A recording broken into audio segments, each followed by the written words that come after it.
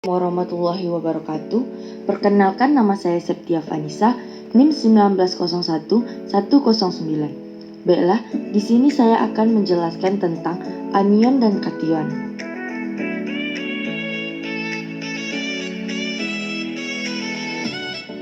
Di sini saya akan menjelaskan tentang anion dan kation.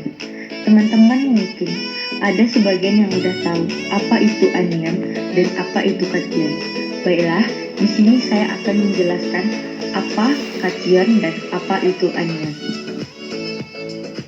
Berdasarkan muatan listriknya, senyawa ion dibagi menjadi ion positif, kation, dan ion negatif, biasa disebut dengan anion. Kation terjadi apabila atom unsur melepaskan satu atau lebih elektron. Misalnya, atom natrium melepaskan suatu elektron menjadi ion Na+, persamaan reaksi Na menjadi Na+, plus E negatif. Anion terjadi apabila atom unsur menangkapkan satu atau lebih elektron. Misalnya, atom klor menangkapkan satu elektron menjadi ion Cl, persamaan reaksinya Cl plus E menjadi Cl. Contoh nama-nama anion kation dan rumus molekulnya. Anion dan rumus molekulnya: CO32 karbonat, CO32 sulfit, S2 sulfida, NO2 nitrit, CN sianida, Cl klorida, SO42 sulfat, CH3COO asetat, Br bromida, I iodida, NO3 nitrat, F fluorida, BrO3 bromat, ClO3 kloronat, COO22 oksalat.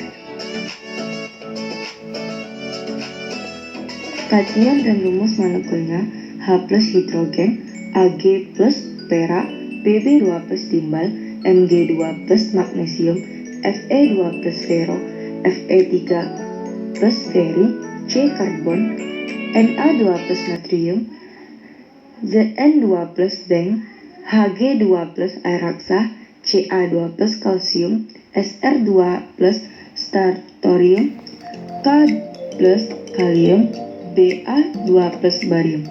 Berdasarkan jumlah unsur yang membentuk senyawanya, ion dibedakan di atas ion monoatomik dan ion poliatomik. Ion monoatomik adalah ion yang berasal dari satu jenis unsur, misalnya ion Na+, ion natrium, dan ion poliatomik adalah ion yang berasal dua jenis atom atau lebih.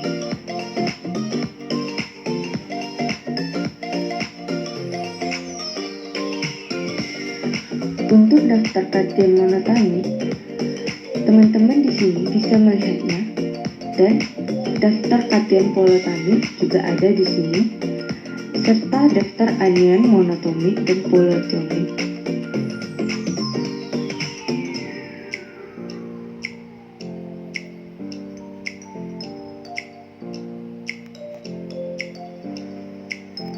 Analisa kualitatif merupakan salah satu cara yang paling efektif untuk mempelajari kimia dan unsur-unsur serta ion-ion dalam larutan. Dalam metode analisa kualitatif, kita menggunakan beberapa reaksi, di antaranya reaksi golongan dan reaksi spesifik. Kedua reaksi ini dilakukan untuk mengetahui jenis anion atau kation dalam suatu larutan. Regensia golongan yang dipakai untuk klasifikasi kation yang paling umum adalah asam klorida, hidrogen sulfida, amonium sulfida, dan amonium karbonat.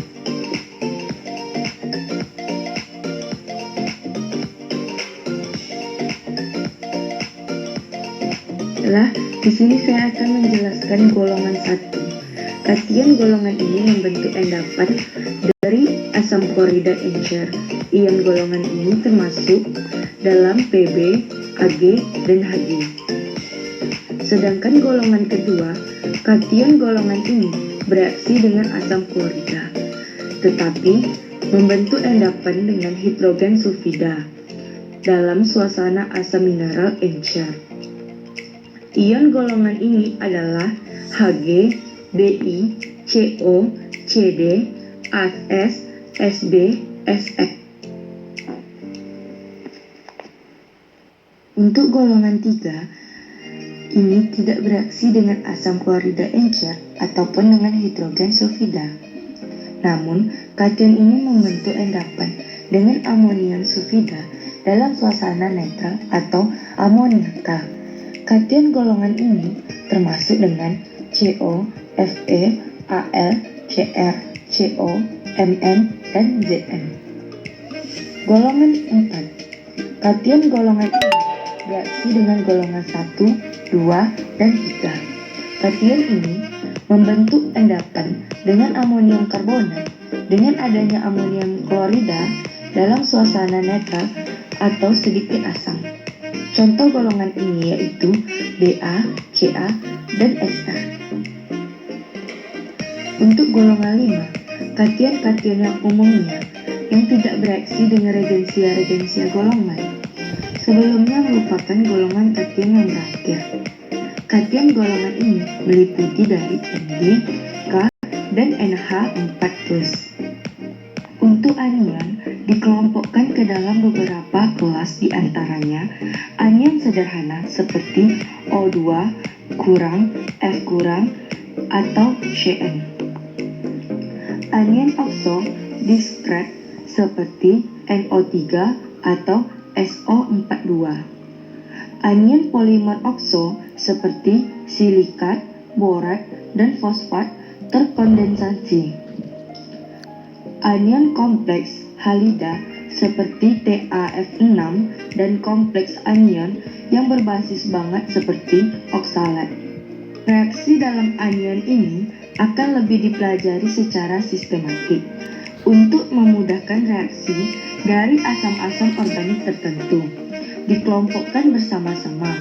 Hal ini meliputi asetat, formeat, oksalat, sitrat, salisilat, dan benzoat. Tahukah kamu apa itu analisis kualitatif? Baiklah, di sini saya akan menjelaskan tentang analisis kualitatif. Analisis kualitatif adalah menggunakan dua macam uji, yaitu reaksi kering dan reaksi basah. Reaksi kering dapat digunakan pada zat padat dan reaksi basah untuk zat dalam larutan. Kebanyakan reaksi kering yang diuraikan digunakan untuk analisis semi mikro dengan hanya modifikasi kecil. Untuk uji reaksi kering, metode yang sering digunakan adalah reaksi nyala dengan kawat mikron, sedikit zat dilarutkan ke dalam HClP. Yang kedua, reaksi nyala Bernstein, kawat tembaga yang telah bersih dipijarkan dinyalakan oksida sampai nyala hijau hilang. Yang ketiga, reaksi nyala untuk borat. Dengan cawan porselen, sedikit zat padat ditambahkan asam sulfat pekat dan beberapa tetes metanol. Metode untuk mendeteksi anion memang tidak sistematik seperti yang digunakan untuk kation.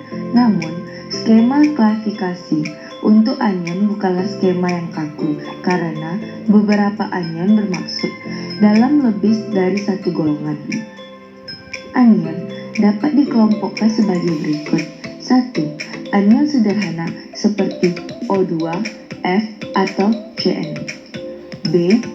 Anion oksidekrat seperti NO3 atau SO42. Yang C. Anion polimer okso seperti silikat, borat, atau fosfat terkondensasi. Dan yang terakhir, anion kompleks halida seperti TaF6, dan kompleks anion yang mengandung anion-anion berbasa yang banyak seperti oksalat. Reaksi-reaksi dalam anion ini akan dipelajari secara sistematis. Untuk memudahkan reaksi dari asam organik tertentu dikelompokkan bersama-sama. Ini meliputi asetat format, oksalat, sitrat, salisilat, benzoat, dan saksinat. Reaksi kation golongan 1 Ag+. Ag+ ditambah HCl menjadi AgCl mengendap putih ditambah H. 2Ag+ ditambah 2NaOH menjadi 2AgOH ditambah 2Na ditambah mengendap coklat. Yang ketiga, 2Ag+ ditambah 2NH4OH menjadi 2AgOH menjadi NH+. Reaksi anion. Anion golongan A, Cl-, 1. Cl- ditambah AgNO3 menjadi AgCl mengendap putih ditambah NO3. AgCl ditambah 2NH3 menjadi AgNH3 2 plus Cl-. Yang kedua, 2Cl plus ditambah Pb CH3 COO2 menjadi PbCl2 putih ditambah 2 CH3COO-.